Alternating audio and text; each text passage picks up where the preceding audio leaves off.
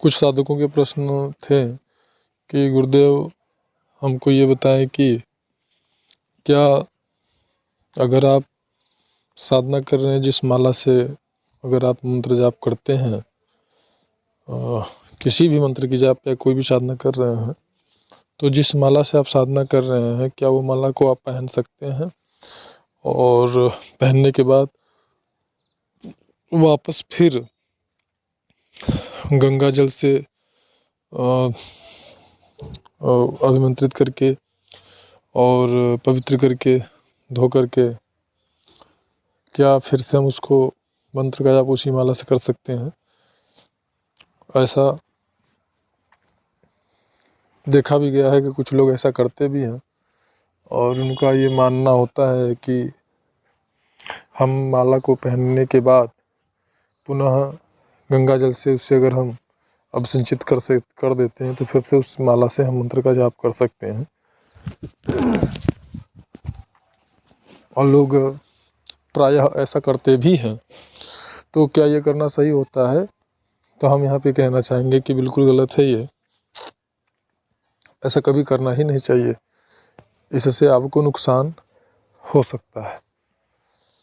होता ये है कि जिस प्रकार से किसी भी वस्तु का यूज या प्रयोग या उपयोग जिन चीज़ों के लिए बनाया गया है, उन चीज़ों के में अगर उस वस्तु का, पदार्थ का प्रयोग आप कर देते हैं तो फिर वो पदार्थ जो होता है एक प्रकार से जूठा जैसा हो जाता है। माला या तो उसका जाप किया जाता है या तो माला को पहना जाता है।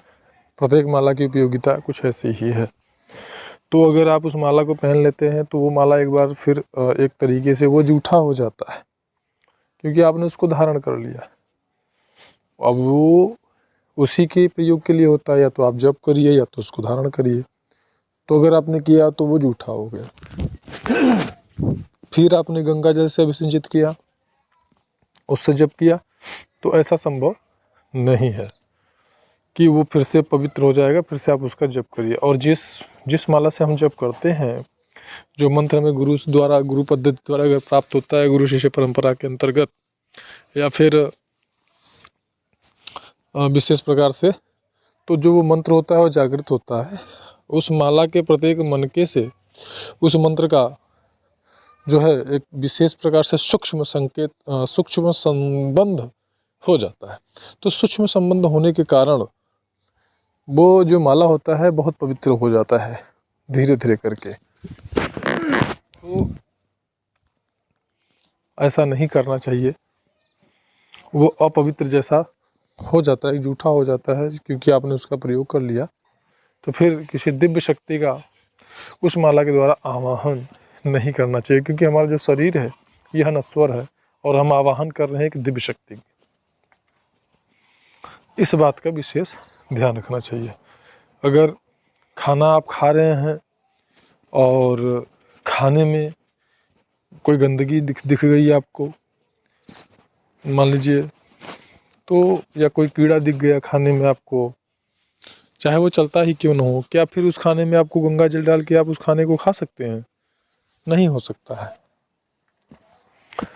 तो इसलिए उस माला का प्रयोग आपको नहीं करना चाहिए।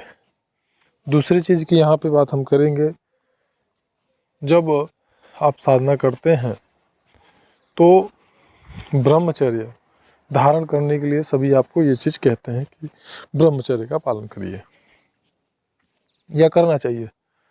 तो ऐसा क्यों? ब्रह्मचर्य का पालन करना साधना काल में अनिवार्य क्यों बताया जाता है, इसके संदर्भ में हम यहाँ बताना चाहेंगे। बहुत सारे साधक कहते हैं, गुरुजी साधना हम कर रहे हैं, तो हम मंत्र जाप कर रहे हैं, हमारा स्थूल शरीर शुद्ध हो रहा है, हमारा आसपास का वातावरण शुद्ध हो रहा है, पर इसमें ब्रह्मचर्य का क्या महत्व होता है? क्यों हमको साधना काल में ब्रह्मचर्य का पालन करना चाहिए? इससे अगर हम ब्रह्मचर्य खंडित होता है तो क्या हमको साधना रोक देना चाहिए? तो हम आपको यहाँ बताना चाहेंगे कि फ़ायदा क्या है वो मैं बाद में बताता हूँ, नुकसान क्या है वो भी बाद में बताता हूँ। पहले मैं ये बता दूँ कि अगर आप साधना कर रहे हैं, चाहे कोई भी साधना हो, ब्रह्मचर्य अगर आपका खंडित हो जाता है तो बिल्कुल भी साधना को आपको नहीं रोकना है। निरंतर जिस प्रकार से अपना आपका नियम संयम है उसको उसी प्रकार से साधना काल के सभी नियमों का पालन आपको करना चाहिए। ये कभी भी ना सोचें कि ब्रह्मचर्य खंडित हो गया तो हमारी साधना जो है वो खंडित हो गई। ऐसा कभी नहीं करना है, गलती से भी नहीं। कि बहुत सारे लोग ऐसा कहते हैं कि नहीं ब्रह्मचर्य खंडित हो गया तो साधना आपकी खंडित हो जाती है, फिर से आपको साधना की शुरुआत कुछ दिन के बाद करना चाहिए। पर मैं यहाँ पर कहना चाहूँगा बिल्कुल भी, अगर गलती से कभी भी ब्रह्मचर्य खंडित हो जाता है तो फिर आपको साधना नहीं बंद करना है, लगातार आपको करते रहना है। अगर कुछ कुछ दिनों के बाद में ब्रह्मचर्य आपका खंडित हो रहा है तो निश्चित रूप से आपको अपने मार्गदर्शक से सलाह लेना चाहिए। और बिना मार्गदर्शक के आपको आध्यात्मिक यात्रा का जो है प्रारंभ नहीं करना चाहिए, क्योंकि वो संभव ही नहीं है। ये अलग बात होती है कि बिना गुरु की साधना हो जाएगी। ये बस एक प्रकार से आपको आकर्षित करके और आपसे लाभ प्राप्त करने की बातें हो जाती हैं। तो इस प्रकार आपको अगर ब्रह्मचर्य साधना काल में आपकी खंडित हो जाती है तो बिल्कुल भी आपको साधना बंद नहीं करना चाहिए, निरंतर आपको लगे रहना चाहिए। अब बात आती है कि ब्रह्मचर्य का पालन करना अनिवार्य क्यों होता है और ये खंडित होने से नुकसान क्या होता है। इसके संदर्भ में आने वाली वीडियो में हम विस्तृत जानकारी प्रदान करेंगे, जो कि काफ़ी लाभप्रद आपके लिए सिद्ध होगी। और ये जानकारी अगर अच्छी लगी हो तो औरों के साथ में शेयर करें, लाइक करें, ताकि ज़्यादा से ज़्यादा लोग इससे लाभ प्राप्त कर सकें। तो यहाँ पर बस हम इतना ही कहना चाहेंगे कि आप लगे रहेंगे तो सफलता आपको जरूर प्राप्त होगी। मिलते हैं नेक्स्ट वीडियो में, तब तक के लिए धन्यवाद।